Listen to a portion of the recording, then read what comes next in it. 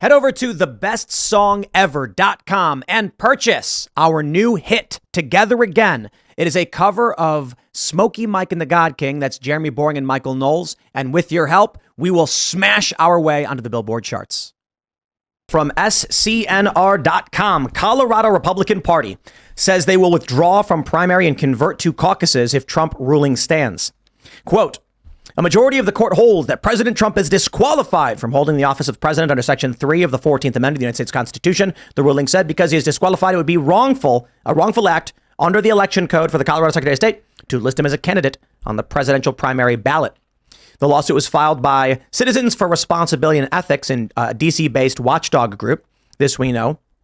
Vivek Ramaswamy, of course, said that he would withdraw from the GOP primary until Trump is allowed to be on the ballot. In response to this, the Colorado Republican Party says you won't have to because we will withdraw from the primary as a party and convert to a pure caucus system if this is allowed to stand. It's getting pretty dang wild, I must say. Now, as we mentioned in the opening to the show, that's great. It still doesn't matter because Colorado's Supreme Court says Trump can't even run in the general. So if this comes to January 4th, maybe even sooner, Trump is going to appeal to the Supreme Court. I think there's a very, very, very strong reason why the Supreme Court will say no. Many reasons, in fact.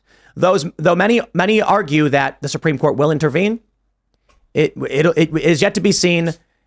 I think I feel like they probably will. I mean, this is way too serious. I think it would.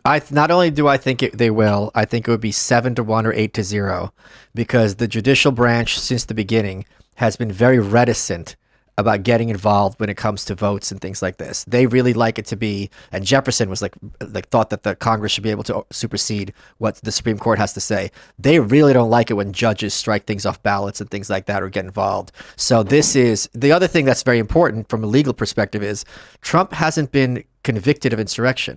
He's not. This is something that he's been alleged to have done. He hasn't been demonstrated and deranged. Isn't that so funny when Trump calls him, instead of calling him deranged, just calls him deranged? Jack Smith chose not to charge him with insurrection. So right. For them to unilaterally basically backdoor insurrection guilty conviction to this is really a bridge too far. And when you start interfering with presidential politics and you're like one state, this is something the Supremes really don't like doing because this is a big bridge to cross. Right. And the Minnesota Supreme Court said, no, he didn't commit insurrection. This has to be decided by the party. We can't take him off the ballot. Is that what they said? That was Minnesota. That was their official. They said, I'll pull it right now. But I thought their ruling was we cannot supersede the U.S. Constitution in terms of eligibility for. They said they can't rule on something a major political party can decide, and they noted that he hadn't been convicted. So the thing is, like, there are already Supreme Court cases that say this doesn't work. We have immediate precedent for And wasn't this 4-3 in Colorado, if I'm not mistaken? Yeah. Well, that was my thought, that it's immediately going to the U.S. Supreme Court. As it should. 8-0. Well, why should it? Unanimous, be like, this is What's stupid. that? Why should it? Because why should it go to because it's such a big deal? Yeah, Robert Barnes. No, I understand it's a big deal, but like, I do think the Supreme Court would intervene because it's a big deal. But I'll play devil's advocate. Okay, here. sure.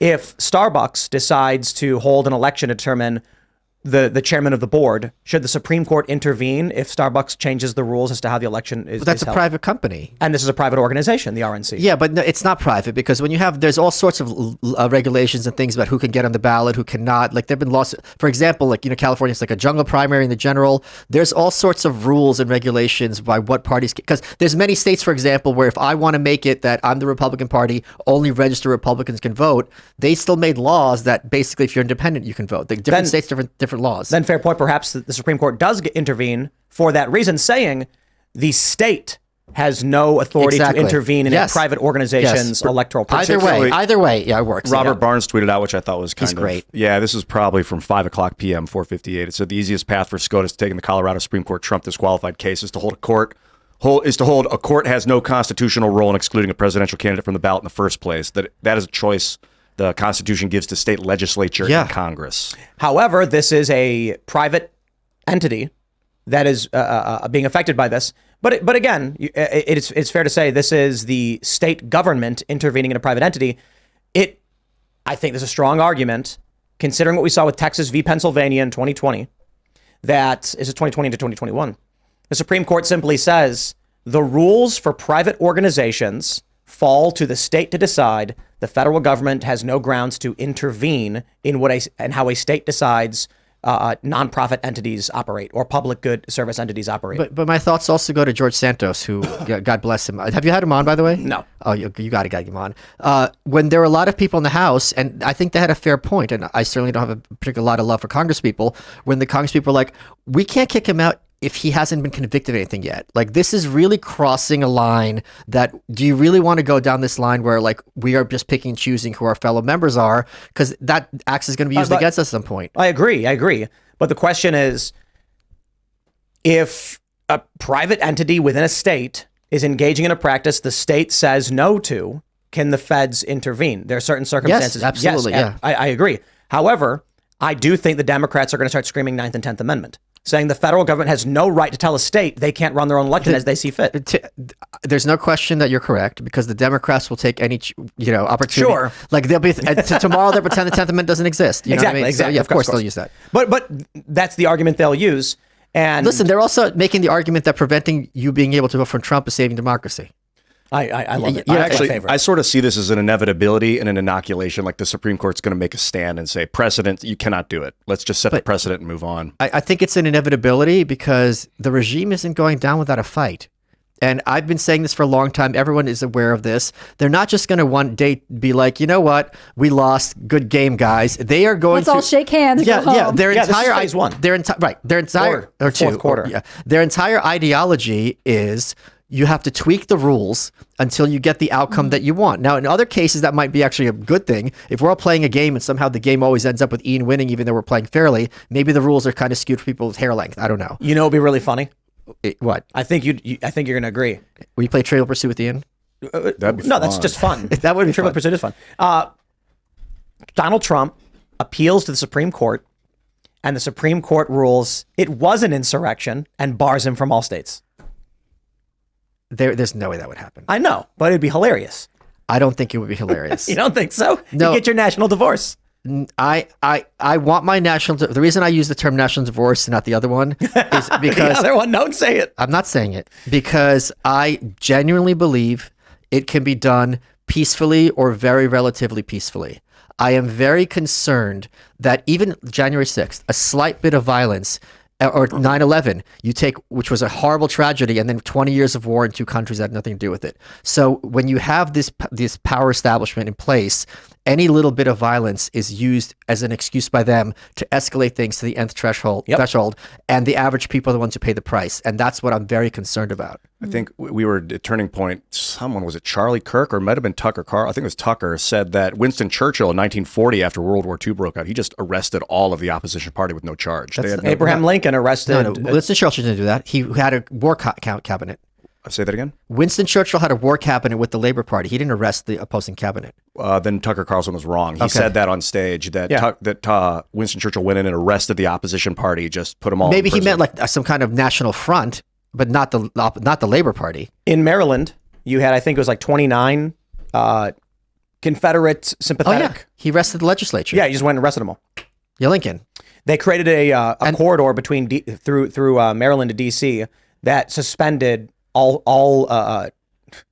what's the right way to put this?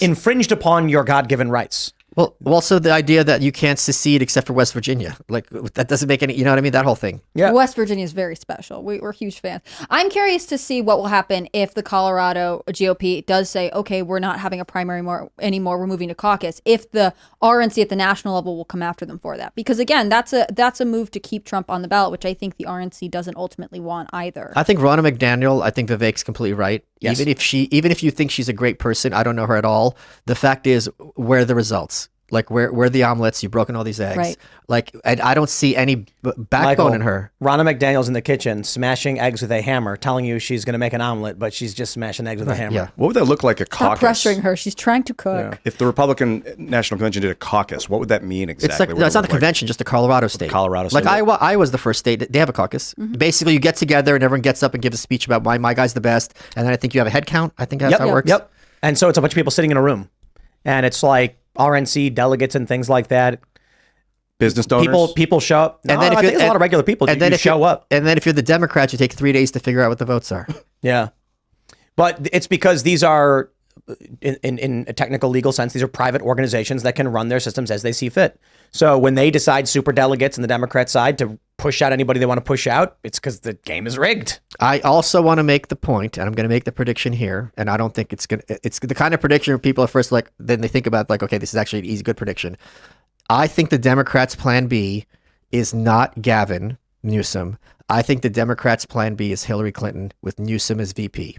So I'm staying it right here. If they pull Biden for some reason, or if he's incapacitated, they're going to run Hillary, and they'd be smart to do it. $1,000, it will not be Hillary Clinton.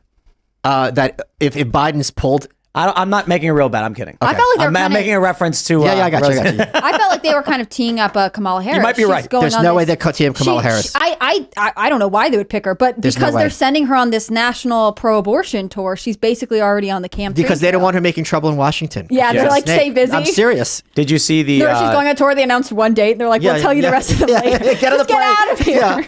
The latest clip from her where she's like, "This is the most election we've had in our lifetimes," and I'm just like, can you? She meant most important. The thing is, when your gaffes are worse than Joe Biden's, it's really bad. But here's the other thing. Can you imagine being a guy who got put? Can I use the B word on the show? Which one is that?